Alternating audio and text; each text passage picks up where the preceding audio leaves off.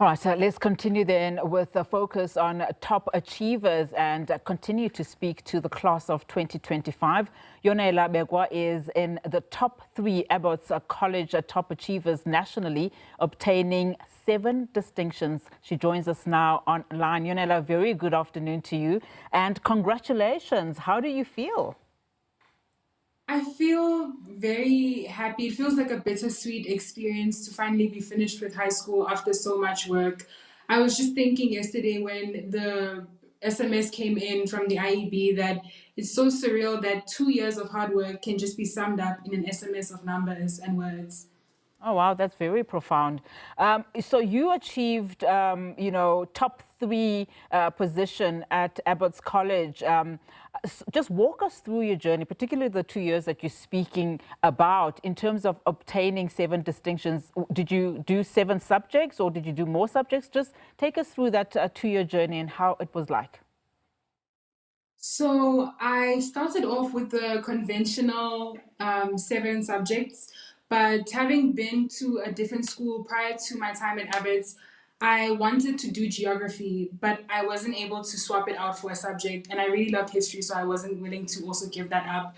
So I spoke to the principal at my school, and she said that if I did well, I could do geography as an 8th subject. So in total, I did 8 subjects, and then I got my 7 distinctions for all of my subjects. And then for geography, I was just shy of a distinction by 3%. But for me, the main thing that Abbott's has taught me is the importance of hard work, balance, and how truly discipline and diligence and consistency is the only way to succeed. And give us a sense in which subjects you got the 7 distinctions. So the subjects that I got the 7 distinctions in were English home language, computer applications technology, life orientation, math literacy, dramatic arts, history, as well as business studies.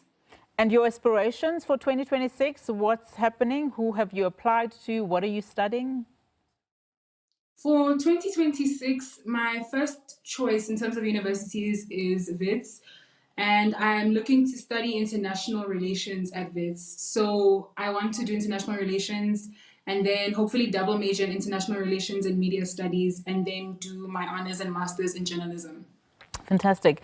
And I mean, we've been speaking to various students and they were talking to us about how this journey really was also as a result of the support that they received. When you look back in terms of, your journey, who would you like to credit most? If I had to credit one person only, I'd have to say my mom. But that would be unfair to the full support network that I had, because I am not who I am solely because of myself. I am who I am because of the community around me. So it's mainly been my mother, my family, my friends, and especially my teachers as well, because the teachers believed in me like no one else has ever believed in me, which helped push me to where I am today. Yeah, the class of 2026, of course, also looking up to you guys and what you have been able to achieve. What advice do you have for, the grade 12s of 2026, particularly in terms of balancing, a lot of, similar people in your position have told us that you had to balance friendships, sports, cultural activities, but also make sure that you achieve on your goals. I think it's much easier said than done. I will say that throughout matric, your balance will be tested, and there's times where you'll have to sacrifice. So, for example, if you're someone who has a hobby of dance or going to the gym, you might have to sacrifice that to invest more time into school, especially if you have, more than the conventional 7 subjects like I did. But in the end, it'll all pay off. But definitely use your holidays. Not just study during your holidays, but make time to actually connect with family and connect with friends, because you don't want to look back on the matric year as something that took from you rather than something that you were able to gain from. I want to go back to your first answer in terms of that bittersweet moment. What are you planning to do in 2026 in terms of not only just focusing on, university or whichever tertiary institutions you go to, but in terms of just reflections on the 12 years as you proceed with your interests? I think for me, I really do want to look into working and doing community service for my local community because there's always people who are younger than me that can benefit from, advice from someone who's going to be in a different position, but they were also in the position that this person is in. That advice always goes a long way. And also giving back to the community with community service in general. It shouldn't be something that I did because I needed my 20 hours for matric. And also, just as a way to commemorate my 12 years, I think I really would like to fully invest myself in what I want to do in university because it's the first time that I get to do something that is purely my interest.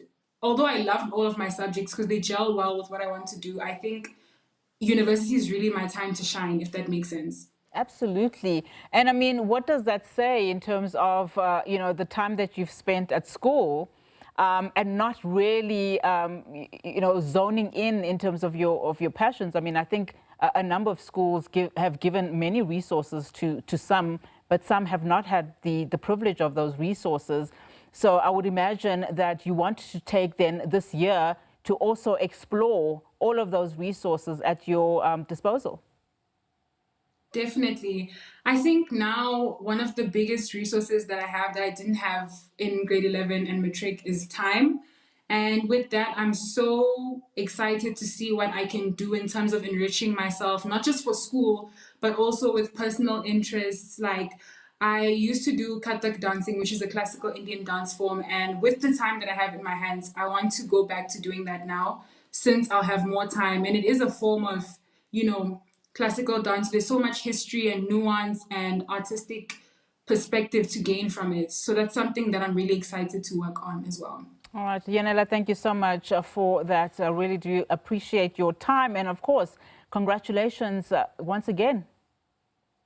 Thank you so much for having me. You're welcome. That was the class of 2025, of course, speaking there to Yonela Bekwa from Abbotts College, top achievers, also achieving the top 3 nationally there for her school.